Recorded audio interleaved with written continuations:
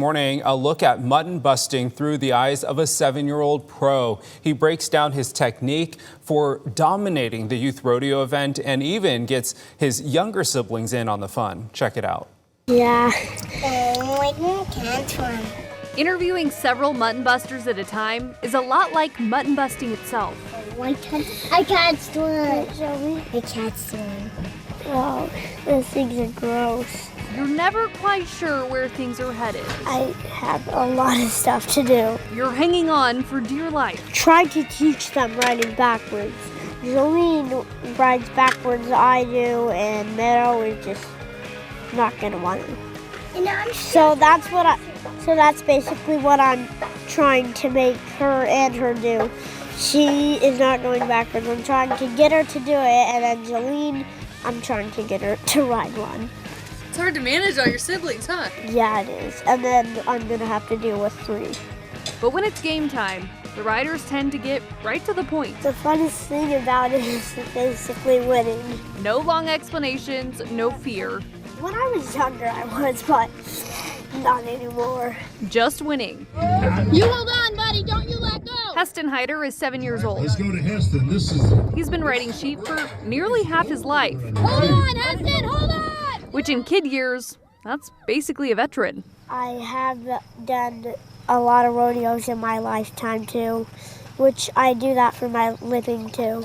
He'll gladly explain technique. When I get on, I ride backwards, walk my legs around, hold on under the stomach, and just let it roll.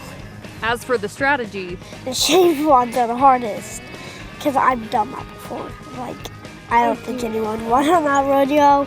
That was the hardest rodeo I've ever done. and if you ask him about the competition, Girl at Weezer Rodeo Roundup cheated cheated. because she brought spurs. Apparently rivalries start young. I won, though. It was a tie, and they gave me the belt buckle. Of course he did. Weezer Valley Roundup champion mutton buster. At least according to him.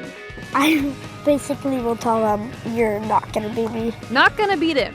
Not exactly the answer you'd expect from a 7-year-old. Then again, most 7-year-olds don't spend their weekends climbing aboard sheep.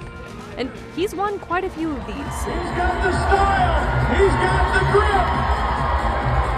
What do you think, national fans? His little sister Meadow is following closely behind. What's your favorite part? Winning.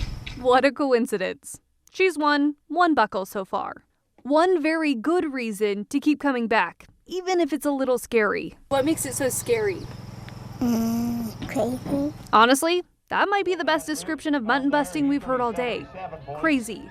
Because while the rides only last a few seconds, that preparation starts long before the gate opens. Hold on. Woo! Go, Winnie, go, go, go, go, go. At the Hyder house, their sheep Willie tries its best to get them ready. And it's keeping the family tradition of rodeo going. The opportunity to grow up rodeoing, my whole family did. I have an older sister. So when we got married and we had kids, we knew that we wanted to put them on the rodeo path. The youngest that you can do is mutton busting. So some rodeos don't have an age limit. So we started most of them out at 2 years old. And here we go. This one just turned 3. 2 years old.